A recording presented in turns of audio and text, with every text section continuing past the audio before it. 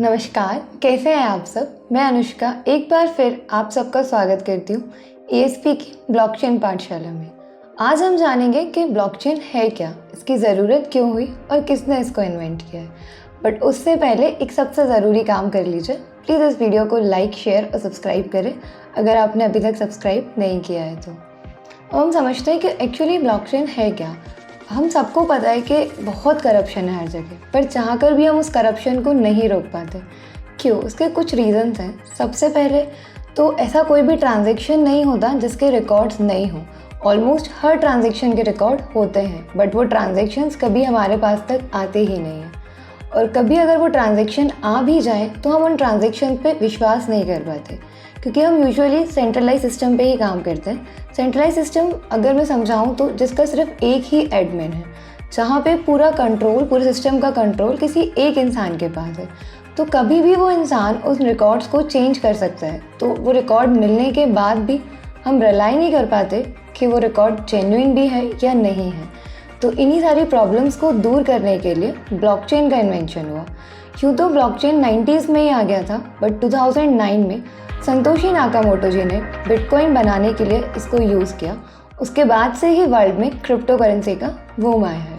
अगर मैं आपको एक आसान सी भाषा में समझाऊं कि ब्लॉकचेन है क्या, हम एक छोटा सा वेयर हाउस का एग्जाम्पल लेते हैं। वहाँ पे कौन सा सामान कब आया, कितना आया, किसके थ्रू आया, कहाँ गया, इसके लिए हम एक लेजर मेंटेन करते हैं, या हम उस लेजर को वही खाता भी बोलते हैं।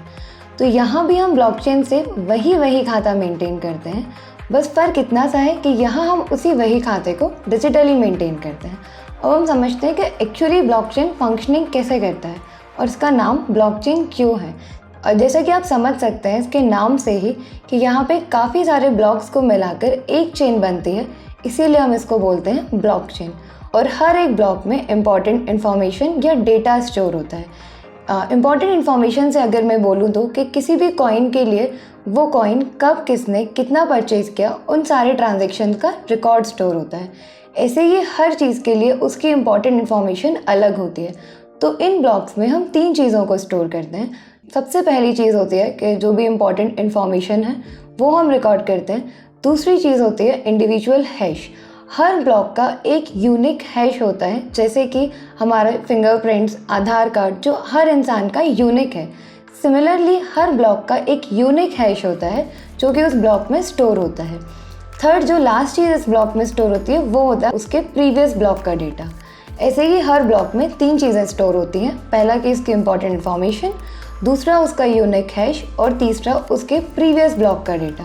सिमिलर तरीके से आप देख सकते हैं कि हर ब्लॉक में उसके प्रीवियस ब्लॉक का डेटा है। तो अगर किसी भी इंसान को एक ब्लॉक में कोई भी चेंजेस करने होते हैं तो उसको उन सारे ब्लॉक्स में चेंज करना होगा, जो कि पॉसिबल नहीं है। तो अब आप समझ सकते हैं कि आपका डेटा कितना सिक्योर है और ट्रांसपेरेंट है, क्योंकि उसका एक्सेस हर इंसान के पास है। तो यहाँ आपका डेटा सिक्योर भी है और ट्रांसपेरेंट भी है। तो अब आप शायद समझ गए होंगे कि एक्चुअली ब्लॉकचेन होता क्या है। Thank you so much for watching this video.